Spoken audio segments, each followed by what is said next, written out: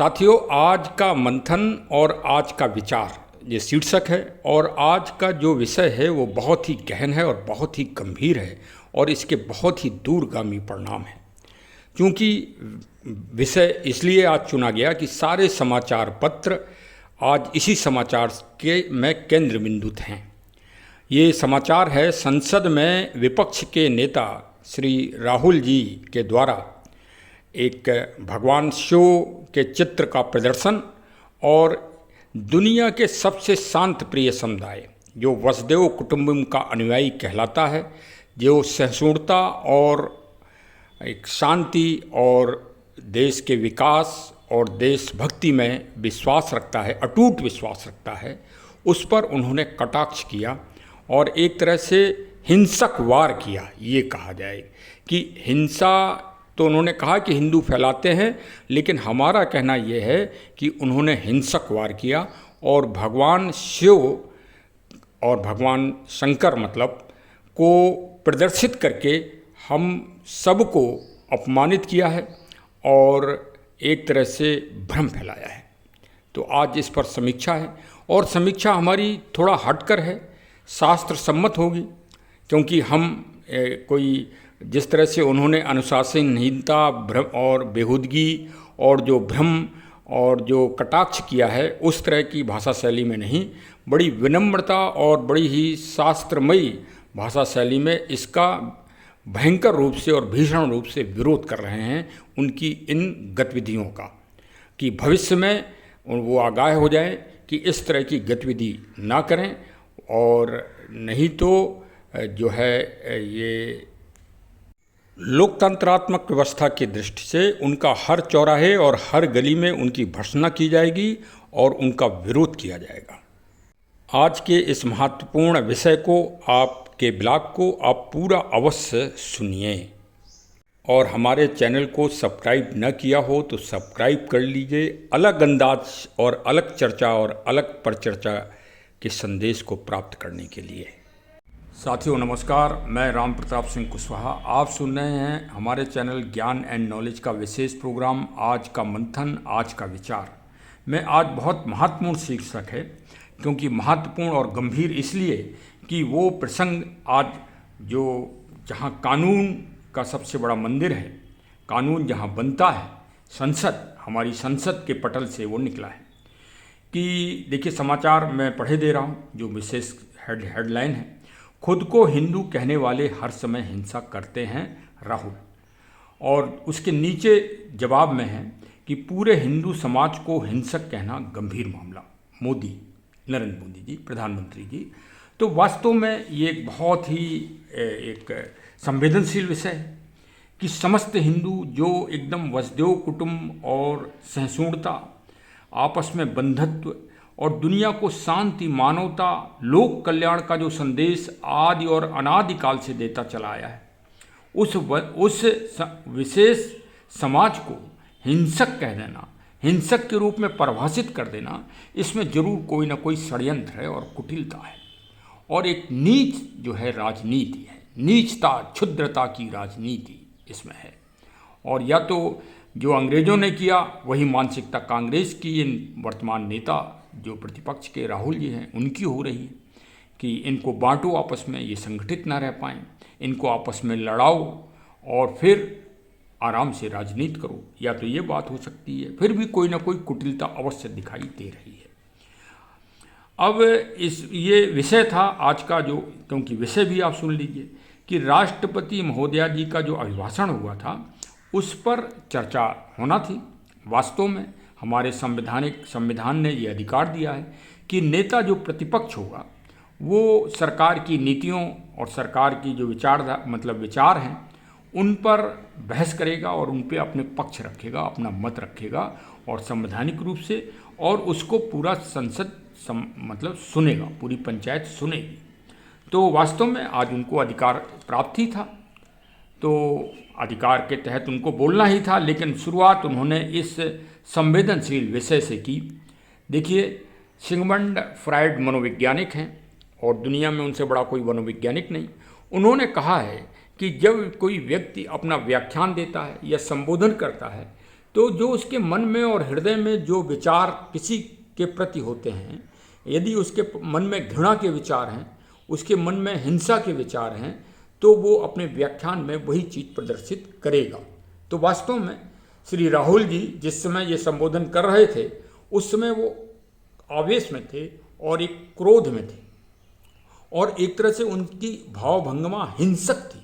आप देख लीजिए, वो इतनी तेज दहाड़ दहाड़ के बोल रहे थे जैसे आज कोई महासंग्राम करने जा रहे हैं, या कोई संग्राम, कोई युद्ध की जो युद्ध करने सैनिक जाते हैं उन पर कोई विशेष वो करने जा रहे हों। मतलब लोकतंत्रात्मक और संवैधानिक आचरण उनका नहीं था। अच्छा, आप उनकी पूरी हाव भाव देखिए, वेशभूषा देखिए, बॉडी इम्प्रेशन देखिए।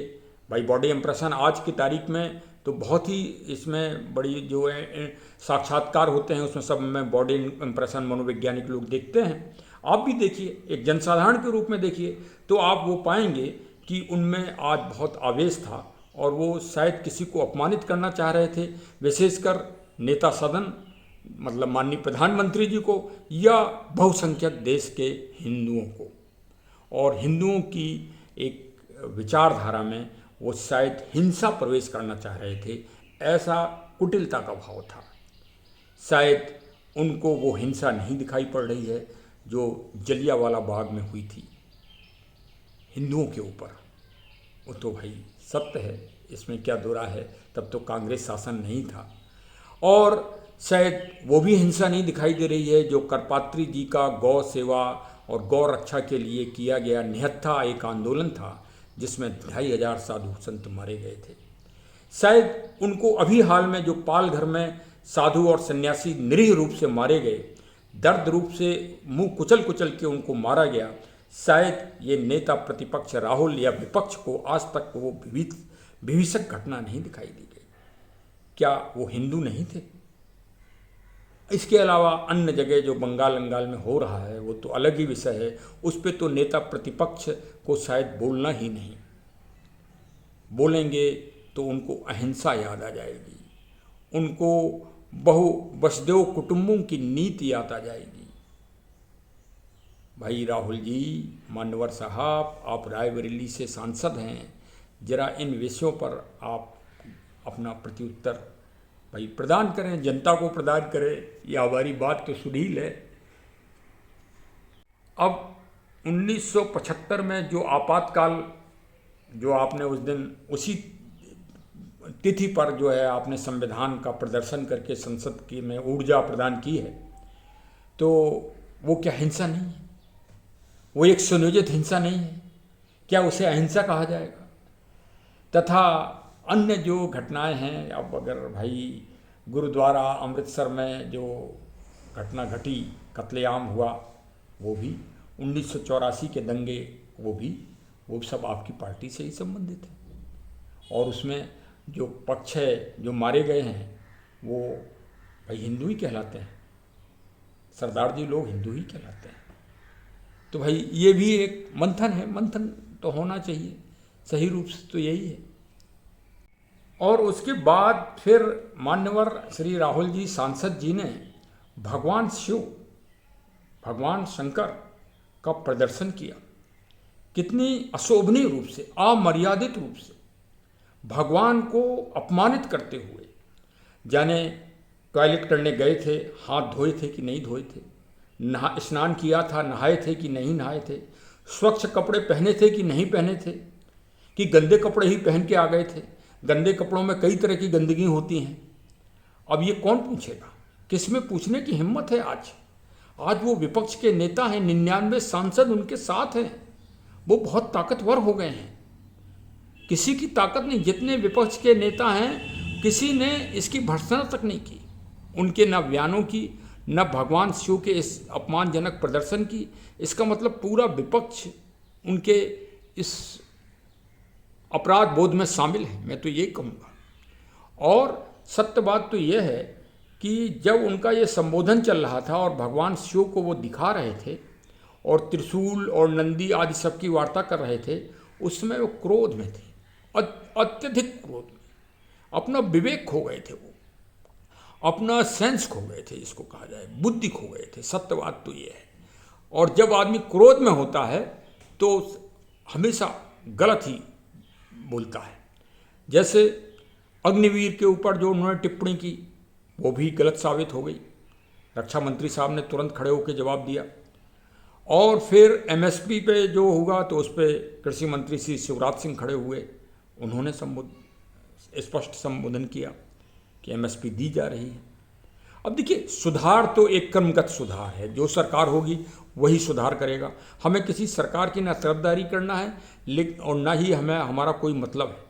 हमें तो मतलब अपने भगवान शिव से है कि भगवान शिव को आपने संसद में मतलब इस तरह से प्रदर्शन करने की आपकी हिम्मत कैसे पड़ी। सत्य बात यह है। हाँ, आप सांसद हो, मैं जान रहा हूँ कि आप सांसद हैं, आप बहुत बड़ी चीज़ हैं। आपके ऊपर ये आरोप लगाना मतलब एक तरह से हम ऐसे साधारण व्यक्ति के लिए शोभनीय नहीं है, लेकिन वो हमारे इष्ट हैं इसलिए हम लगा रहे हैं। और भविष्य में आप कर भी मत देना, और अभी भी किया है आपने तो हर चौराहे पे और हर गली में आपकी मैं भर्त्सना तो करता ही रहूँगा जब तक मैं इस पृथ्वी पर जिंदा रहूँगा। सुन लीजिए आप राहुल जी, मैं आपका भक्त था वैसे, और मैं आपकी प्रशंसा करता हूँ। मेरा ब्लॉग देख लीजिए, आपके जन्मदिन पर मैंने बनाया है और मैंने कहा है कि जब आप विपक्ष के नेता नहीं बने थे, मैंने तभी उस दिन घोषणा कर दी थी कि इस बार आपका 9 अंक है और 9 अंक में आपने 99 सांसद पाए हैं और आपको रायबरेली से 9 अंक की वजह से सफलता प्राप्त हुई है। किसी ने आपको बताया हो या ना बताया हो, लेकिन मैं आपको बता रहा हूँ। और ये वर्ष आपका यश और पराक्रम का है, मैं ये भी बता रहा हूँ। लेकिन पुलिस में ट्रेनिंग में और मिलिट्री में ट्रेनिंग में ये एक वाक्य चलता है, जब जो उस्ताद होते हैं वो जब ट्रेनिंग में देते हैं कि ये लड़के जोश में होश को मत खो जाना। तो आपको विपक्ष का नेता पद क्या मिल गया, आप जोश में होश खो बैठे हो मान्यवर। आपने पूरा उस दिन भ्रम फैलाया। आप भाई हिंदुओं के आप विश्लेषक कौन होते हैं, या आप कोई धर्मवेत्ता हैं जो आप भगवान शिव की वो कर रहे हैं, और भगवान शिव अभय मुद्रा में हाथ दे रहे हैं। आपको बहुत देर बाद याद आई, और फिर वो भी आपको याद आ गए साथ में, जिनके इधर आज तक जिस संप्रदाय और जिस धर्म में जिस मजहब में आज तक चित्र वर्जित है, उनका भी आपने संबोधन कर दिया। तो बताइए, आप भ्रम फैला रहे कि नहीं फैला रहे, आप झूठ बोल रहे कि नहीं झूठ बोल रहे। आपने मतलब चलिए हम सीधे रूप से हम नाम नहीं लेना चाह रहे थे, आपने इस्लाम की धर्म की विचारधारा, इस्लाम मजहब की विचारधारा पर भी आपने वार कर दिया, हिंसक वार कर दिया। सही बात तो ये है कि आज तक उनके इधर चित्र का बड़ा मतलब वो गलत मानते हैं, और आपने परिभाषित कर दिया। बताइए, और कोई विरोध नहीं कर रहा है आपका। अच्छी बात है भाई, हमारी समझ में नहीं आ रहा कि सब क्या एक हो गए क्या, आपके पक्ष में ही एक सब क्या। भाई विरोध तो होना चाहिए ना गलत बात का। हाँ, आप कुटिलता कर रहे हैं। मैं समझ रहा हूँ, कोई समझा हो या ना समझा हो, भगवान शिव का जनेऊ डाल के कैलाश पर्वत जाके मानसरोवर जाके आप शिव भक्त अपने आप को दिखाना चाह रहे हो, और राम और शिव में आप विभेद करना चाह रहे हो। इस देश में नई राजनीति दक्षिण और उत्तर की, आप कांग्रेसियों का काम ही है बांटो। आप यही करते रहे। 1937 के चुनाव में आपने अपना देश में पर्यवेक्षण कर लिया था, जो प्रांतीय चुनाव हुए थे, कि इस देश में सत्ता हम प्राप्त नहीं कर सकते जब तक हम हिंदुओं को नहीं बांटेंगे। ये 1937 में जब देश बटा नहीं था, उस दिन कांग्रेसी जो नेता थे और जो कांग्रेस का ठेका लिए थे इस देश में, उन्होंने तभी समझ लिया था। बताइए, आप कहते हो कि आप लोकतंत्र के सबसे बड़े पुजारी हो। लोकतंत्र के अगर सबसे बड़े पुजारी हो तो जो पहला प्रधानमंत्री बना इस देश में, वो चुनाव करा के क्यों नहीं बना? चुनाव कराता, सत्ता का हस्तांतरण अपने पक्ष में क्यों कर लिया? लोकतंत्र कहाँ रह गया? ये तो देश अलोकतंत्र पर चालू हुआ है। वास्तव में लोकतंत्र, पहला प्रधानमंत्री जब 1937 में प्रांतीय चुनाव देश में हो चुके थे, तब फिर चुनाव क्यों नहीं करवाए कांग्रेस ने?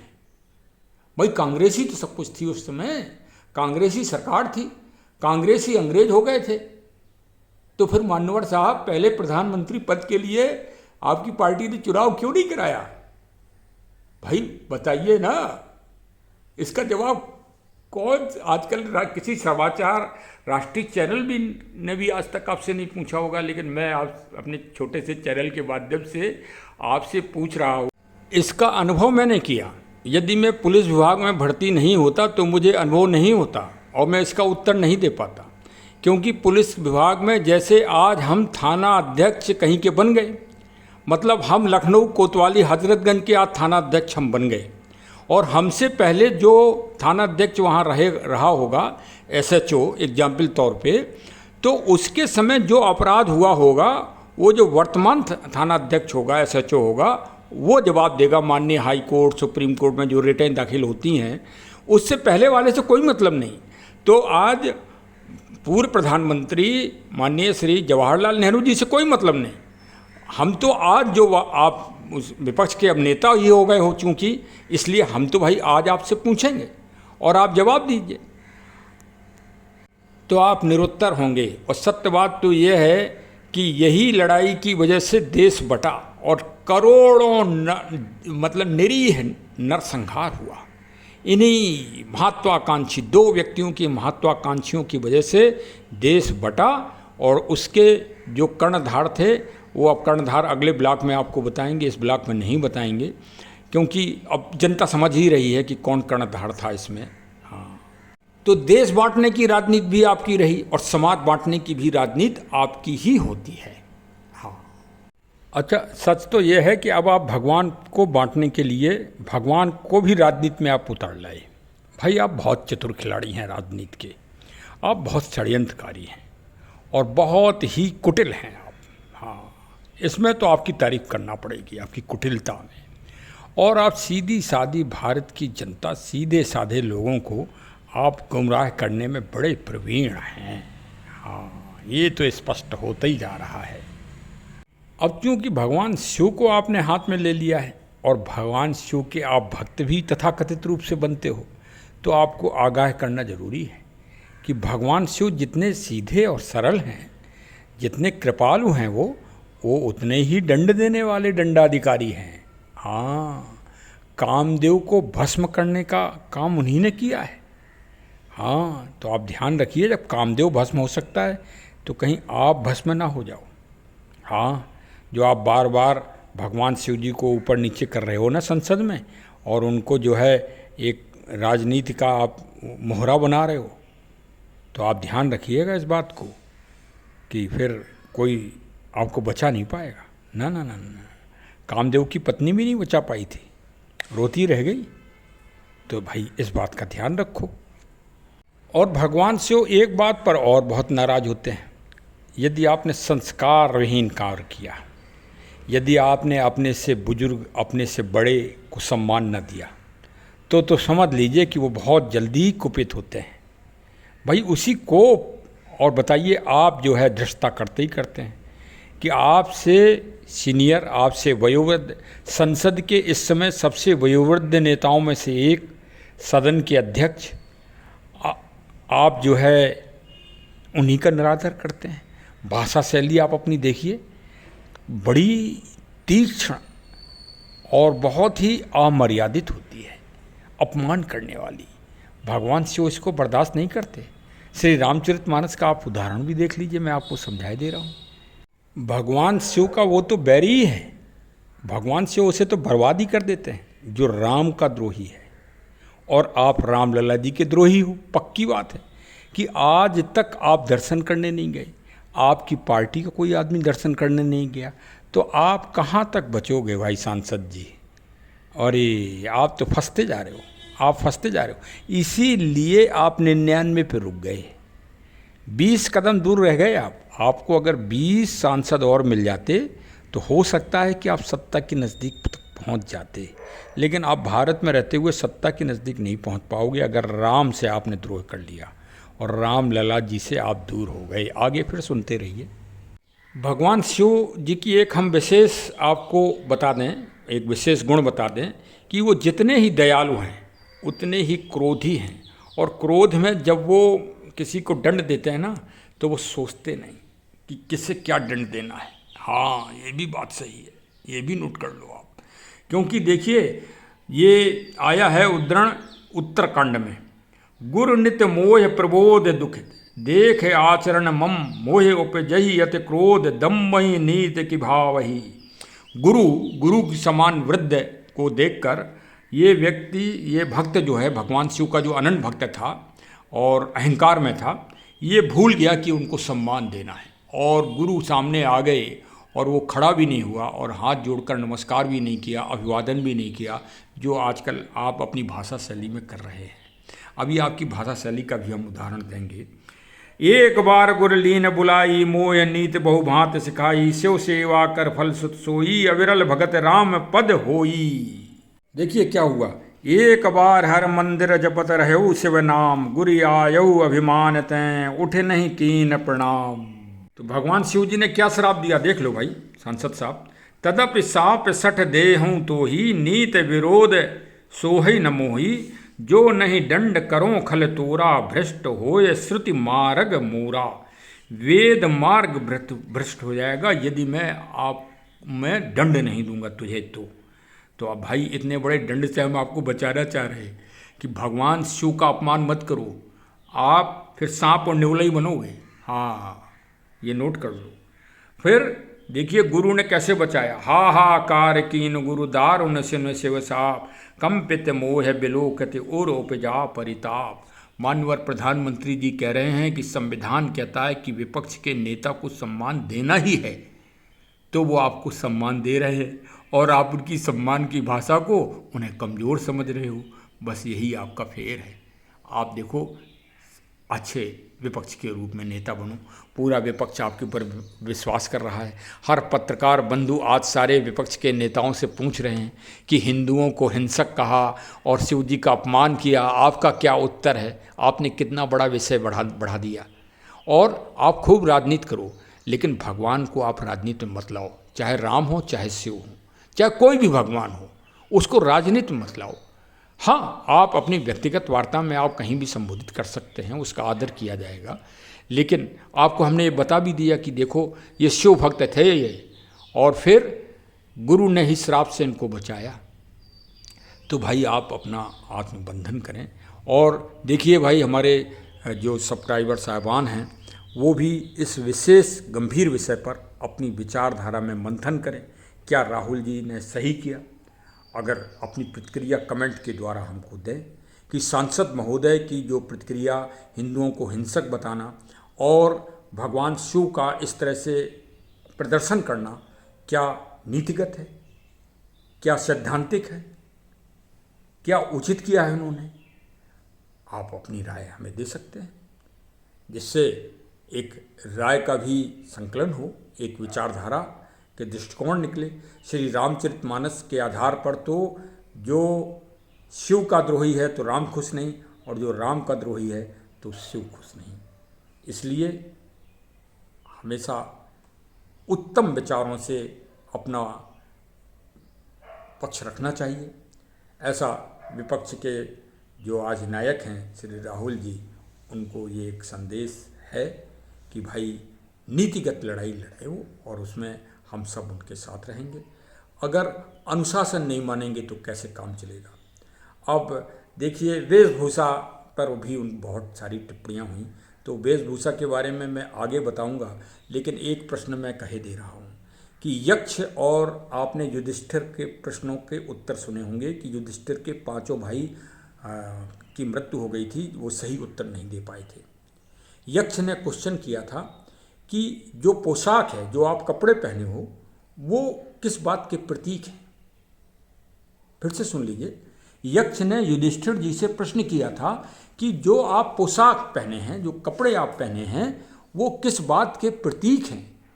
तो क्या श्री राहुल जी जो उस दिन टी शर्ट पहने हुए थे और अपने बाहु और बाजी जिम्नास्ट वाले दिखा रहे थे, क्या ये मर्यादित वेशभूषा है एक नेता की?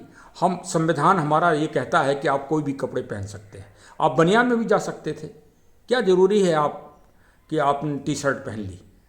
और क्या भाई, फिलहाल हम जानते हैं कि आपके पूजनीय पिता श्री राजीव गांधी साहब, आपके नाना जी हमेशा एक बहुत अच्छी वेशभूषा में इस देश में रहे, वो भी एक नेता थे। उनका भी आदर सम्मान है इस देश में। श्री अटल बिहारी जी और भाई बड़े बड़े नेता हुए, सभी की एक नेता वाली पोशाक है, चाहे माननीय मुलायम सिंह जी हों, हमेशा धोती कुर्ता सदरी। राजनाथ सिंह साहब आपके सामने खड़े रहते हैं धोती कुर्ते में, हाँ लगता है कि भारतीय नेता है। चाहे वो राफेल का उद्घाटन करने गए हों तब भी जो है धोती कुर्ता पहने हुए थे, सदरी पहने थे। हाँ, तो एक तो भारत की पहचान, भारत की संस्कृति में आप रहिए। आप कहाँ नटवर लाल बन रहे हो मानवर? अरे वो जिम्नास्ट करने थोड़ी गए थे, संसद में गए थे आप भूल गए। अच्छा, उस दिन आप युद्ध की तैयारी में थे पूरी तरह से, महासंग्राम महाभारत करने का आपको मौका मिल गया था। हाँ भाई, सही बात है, सही बात है। और वो भी रायबरेली से सांसद। अरे साहब, रायबरेली में क्या कहने। हाँ, रायबरेली तो रायबरेली है साहब। हाँ, और उत्तर प्रदेश का जिला है, बताइए, रायबरेली बड़का जिला। हाँ, और वहाँ के आप सांसद हो तो भाई, लेकिन भाषा शैली रायबरेली की बहुत मीठी है, अवधी भाषा है, जहाँ से श्री रामचरितमानस निकली है। वही अमेठी, वही सुल्तानपुर, वही अयोध्या, कोई अलग थोड़ी है। तो मान्यवर राहुल साहब, मीठी वाणी लाइए, अपने पूज्य नाना जी की तरह, श्री जवाहरलाल जी की तरह। कितने मीठे थे, कितने सुरीली आवाज़ थी उनकी, हैं? तब देश चल रहा था उनके पीछे। आप जो कर रहे हैं ये नीतिगत नहीं है, ये सैद्धांतिक नहीं है। विचार करें, मंथन करें। चलिए साहब, बहुत बहुत धन्यवाद कि सबने समय दिया, हमारी परिचर्चा को सुना, आज के महत्वपूर्ण विषय को आपने सुना। कृपया कमेंट करें और हमारे चैनल को सब्सक्राइब करें, और इसी तरह की साम्यक घटनाओं पर आपको विवेचन स्वतंत्र मंचन के द्वारा मिलती रहेगी। कबीरा खड़ा बाजार में, सबकी मांगे खैर, ना काहू से दोस्ती ना काहू से बैर। बहुत बहुत धन्यवाद। जय हिंद, जय हिंद, जय हिंद।